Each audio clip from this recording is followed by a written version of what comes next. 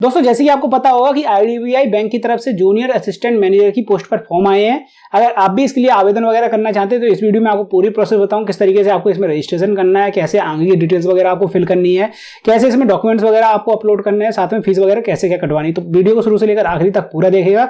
और दोस्तों चैनल पर अगर पहली बार आए तो फटाफट कर लीजिए चैनल को सब्सक्राइब, ताकि फ्यूचर में भी आपको ऐसी जॉब्स और वैकेंसी से रिलेटेड जानकारी की अपडेट्स वगैरह मिलती रहे। अब दोस्तों जब आप इसकी ऑफिशियल वेबसाइट पर आएंगे तो यहाँ पर कुछ इस तरीके से आपको ऑप्शन देखने के लिए मिलेंगे। सबसे पहले तो करना पड़ता है आपको यहाँ पर नया रजिस्ट्रेशन, तो इस वाले ऑप्शन पर आप क्लिक कर लीजिए।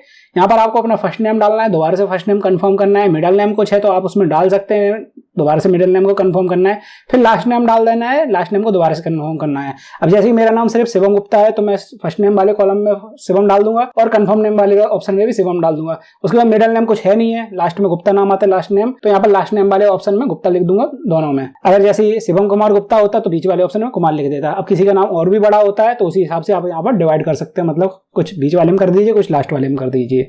इसके बाद मोबाइल नंबर दो बार आपको डालना है, मतलब फर्स्ट बार मोबाइल नंबर डालना है फिर कंफर्म करना है। अल्टरनेट अगर मोबाइल नंबर कुछ हो तो आप यहाँ पर डाल सकते हैं, नहीं तो इसको ब्लैंक छोड़ दीजिए। ईमेल आईडी यहाँ पर आपको डालनी है, लेकिन @ के बाद का आपको यहाँ पर सिर्फ सेलेक्ट करना है। यहाँ पर जैसे gmail.com वगैरह जो भी है वो आप यहाँ पर सेलेक्ट कर लीजिए। इसके बाद नीचे वाले कॉलम में आपको यहाँ पर पूरी ईमेल आईडी दोबारा से डालकर कंफर्म करनी पड़ेगी। इसमें आपको @ वगैरह लगाकर पूरा कंप्लीट डालना पड़ेगा। इसके बाद सिक्योरिटी कोड डाल दीजिए और सेव नेक्स्ट वाले ऑप्शन पर क्लिक कर दीजिए। जैसे यहाँ पर आपको नजर आ रहा है दोस्तों, मैंने ईमेल आईडी डाल दिया, इसके बाद @ लगाकर gmail.com सेलेक्ट कर लिया है और नीचे यहाँ पर पूरी मैंने कंप्लीट ईमेल आईडी डाल दी है और फिर सेव नेक्स्ट पर क्लिक कर देता हूँ। अब रजिस्ट्रेशन हो जाएगा जब यहाँ पर कंप्लीट, तो आपके सामने यहाँ पर आईडी पासवर्ड वगैरह लिख कर आ जाएगा। आपके मोबाइल नंबर वगैरह आप किसी पे ओटीपी नहीं आती है, इसमें डायरेक्ट आईडी पासवर्ड जनरेट हो जाता है। आपके मोबाइल पर भी और ईमेल आईडी पर भी आईडी पासवर्ड आ जाएगा, तो आपको टेंशन लेने की जरूरत नहीं है। इसके बाद दोस्तों इस वाले कॉलम में आपको फोटोग्राफ अपलोड करनी है, नीचे वाले कॉलम में आपको सिग्नेचर अपलोड करने हैं। इससे रिलेटेड अगर आप गाइडलाइंस वगैरह पढ़ना चाहते हैं किस तरीके की आपको फोटो अपलोड करनी है तो आप यहाँ से पढ़ सकते हैं। वैसे मैंने डॉक्यूमेंट वगैरह अपलोड जितने भी इसमें हो रहे हैं और कैसे क्या अपलोड करने हैं इसके लिए अलग से वीडियो बना दी है, जो कि आपको इस वीडियो के आखिरी में मिल जाएगी, तो आपको टेंशन लेने की जरूरत नहीं है। इस वीडियो को प्रोसेस को पूरा देख लीजिए। इसके बाद डॉक्यूमेंट वगैरह अपलोड करने में आपको प्रॉब्लम आ रही है तो उस वीडियो पर आप चले जाइएगा। तो फोटो और सिग्नेचर हमने अपलोड कर लिया, इसके बाद यहाँ पर हमने टिक लगा दिया है और फिर आपको नेक्स्ट कर देना है। अब यहाँ पर दोस्तों आपको काफी कुछ अपनी बेसिक डिटेल्स फिल करने का ऑप्शन नजर आएगा। जैसे कि आपको अपनी जाति सेलेक्ट करनी है, तो जो भी कैटेगरी में आप आते हैं यहाँ पर सेलेक्ट कर लेंगे। जैसे कि मैं यहाँ पर SC सेलेक्ट कर लेता हूँ।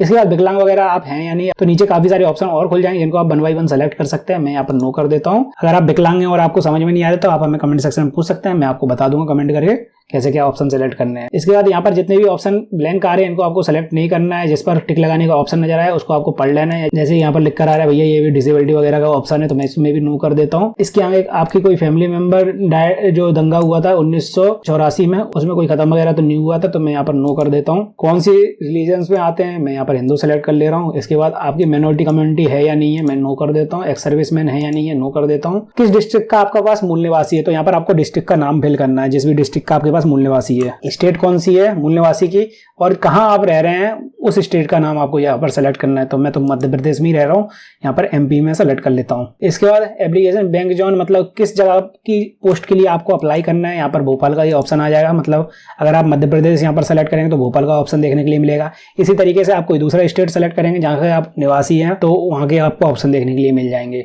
नेशनलिटी यहाँ पर मैं इंडियन कर दे रहा हूँ। स्टेट एग्जामिनेशन के लिए तो मैं MP सेलेक्ट कर लेता हूँ। यहाँ पर जो भी MP में सेंटर होंगे उस हिसाब से ऑप्शन आ जाएंगे आपके पास। आइडेंटिटी कार्ड डिटेल, जो भी आपके पास ID कार्ड आप लगाना चाहते हैं, आधार कार्ड कर देता हूँ मैं। यहाँ पर आधार कार्ड का नंबर डाल देना है आपको। इसके बाद दूसरा आइडेंटिटी कार्ड आपको यहाँ पर सेलेक्ट करना है। अब आप ऊपर आधार कार्ड सेलेक्ट कर चुके हैं तो नीचे आपको आधार कार्ड फिर से सेलेक्ट नहीं करना है, आप कोई दूसरा ऑप्शन सेलेक्ट कर सकते हैं। तो मैं यहाँ पर पैन कार्ड सेलेक्ट कर लेता हूँ। इसके बाद यहाँ पर दोस्तों आपको अपनी डेट ऑफ बर्थ सेलेक्ट करनी है, नीचे जेंडर सेलेक्ट करना है। इसके बाद आगे पूछा जाता है कि आप जुड़वा भाई बहन तो नहीं, अगर हैं तो आपका जो जुड़वा भाई है कि बहन है दूसरा वाला वो यहाँ पर आपको सेलेक्ट करना है, अगर नहीं है तो इसको नो रहने दें। अगर आप इसमें हाँ करेंगे तो सेलेक्ट करने के बाद नीचे यहाँ उसका नाम भी फिल करना पड़ेगा आपको, मैं नो कर देता हूँ। आप मैरिड हैं या फिर अनमैरिड हैं, जो भी आपका मैरिटल स्टेटस है वो यहाँ पर आप सेलेक्ट कर सकते हैं। मैं अनमैरिड कर देता हूँ। पिताजी का नाम आपका पूरा फिल करना है, माताजी का नाम पूरा फिल करना है। अगर आप मैरिड होते तो यहाँ पर आपकी वाइफ का नाम आ जाता। अगर आप मेल हैं, अगर आप फीमेल है तो आपके हस्बैंड का यहाँ पर नाम आ जाता। नीचे आपको अपना एड्रेस फिल करना है। अब पहला वाला ऑप्शन कंपलसरी है, अगर आपका एड्रेस छोटा है तो आप पहले वाले ऑप्शन में फिल करने के बाद बाकी ऑप्शन ब्लैंक छोड़ सकते हैं। डायरेक्ट डिस्ट्रिक्ट फिल करने के बाद स्टेट फिल कर दीजिए, फिर पिन कोड फिल कर दीजिए।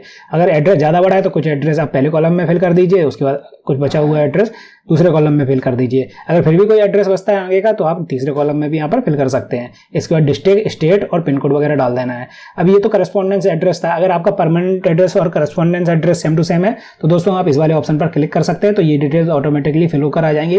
अगर दोनों एड्रेस डिफरेंट है, यानी कि परमानेंट एड्रेस जहाँ पर आप परमानेंटली रहते हैं वो एड्रेस अलग है, करस्पॉन्डेंस एड्रेस है जहाँ पर आप अभी रह रहे हैं, जैसे कि बहुत से लोग गाँव में परमानेंटली रह रहे होते हैं लेकिन शहर में पढ़ाई करने के लिए आ जाते हैं, तो दोनों एड्रेस उनके डिफरेंट हो जाते हैं, तो आप चाहें तो यहाँ पर अलग अलग एड्रेस भी फिल कर सकते हैं। इसके बाद दोस्तों यहाँ पर आपको इन दोनों में से कोई भी एक ऑप्शन सेलेक्ट कर लेना है। अगर आपके पास जीएसटी है तो आप अपने अकॉर्डिंग सेलेक्ट कर लीजिए, यहाँ पर जीएसटी नहीं है तो कोई भी ऑप्शन सेलेक्ट कर लीजिए, कोई दिक्कत नहीं है।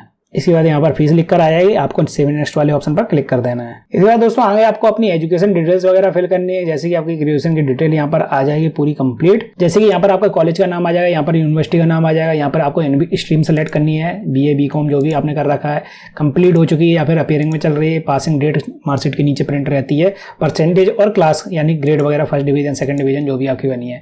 यहाँ आपको academic year wise number select करने हैं या फिर ईयरली नहीं है, तो अगर आपका सेमेस्टर है तो उसके अकॉर्डिंग यहाँ पर नंबर वगैरह आपको फिल करने हैं, टोटल परसेंट यहाँ पर आ जाएगी। इसी के अकॉर्डिंग दोस्तों आपको अगर आपके पास पोस्ट ग्रेजुएशन वगैरह है तो उसकी डिटेल फिल करनी है, और कोई क्वालिफिकेशन है तो आप चाहें तो उसकी भी फिल कर सकते हैं।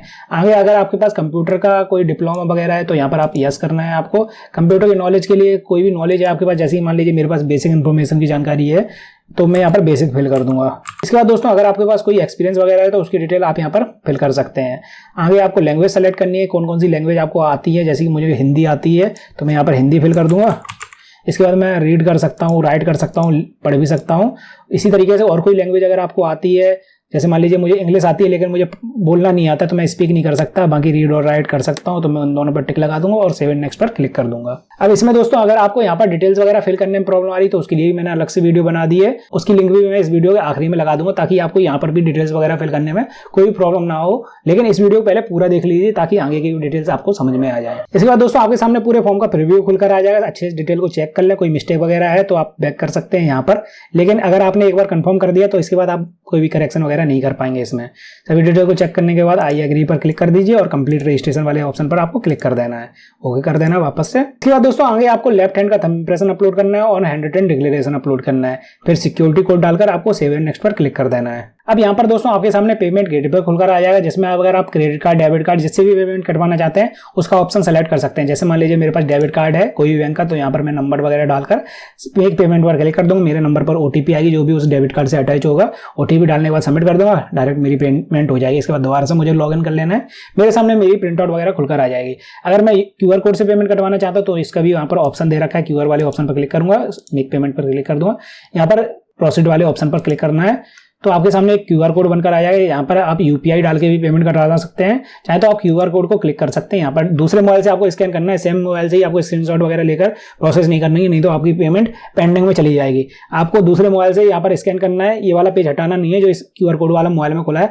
अगर आप मोबाइल से प्रोसेस कर रहे हैं, पीसी से कर रहे हैं तो कोई दिक्कत ही नहीं है, आपको मोबाइल से स्कैन कर लेना है और पेमेंट कर देना है। कुछ देर में ऑटोमेटिकली ये पेज रिडायरेक्ट हो जाएगा और आपकी पेमेंट सक्सेसफुल दिखाने लगेगा। और अगर आप मोबाइल से प्रोसेस कर रहे हैं तो मोबाइल में ये वाला पेज खुला रहने देना, दूसरे मोबाइल से आपको पेमेंट वगैरह करनी है यूपीआई आईडी से, जैसे भी आप यूपीआई ऐप वगैरह चला रहे हैं, ये ऑटोमेटिकली पेज रिफ्रेश हो जाएगा, जो पेज खुला हुआ था मोबाइल में अपने आप पेमेंट सक्सेसफुल लिखकर आ जाएगी। अगर आप सिंगल मोबाइल से दोस्तों ये प्रोसेस कर रहे हैं तो कई बार पेज रिफ्रेश वगैरह होने के कारण यहाँ पर पेमेंट पेंडिंग में चली जाती है। तो दोस्तों इस तरीके से आपको यहाँ पर फीस वगैरह कटवानी थी और पूरे फॉर्म को फिल करने के बाद सबमिट करना था। अगर आपको फिर भी कोई प्रॉब्लम या समस्या आ रही तो आप हमें कमेंट सेक्शन में पूछ सकते हैं, कोशिश करूंगा आपके कमेंट्स और मैसेज का रिप्लाई करने की। और जैसे ही दोस्तों मैंने वीडियो के बीच में आपको बताया था, अगर आपको यहाँ पर photo signature, hand written declaration या फिर थंब इंप्रेशन वगैरह अपलोड करने में प्रॉब्लम आ रही है तो आप ऊपर वाली वीडियो को देख सकते हैं, और अगर आपको इसमें एजुकेशन क्वालिफिकेशन वगैरह फिल करने में प्रॉब्लम आ रही है तो नीचे वाली वीडियो को जरूर देखिएगा।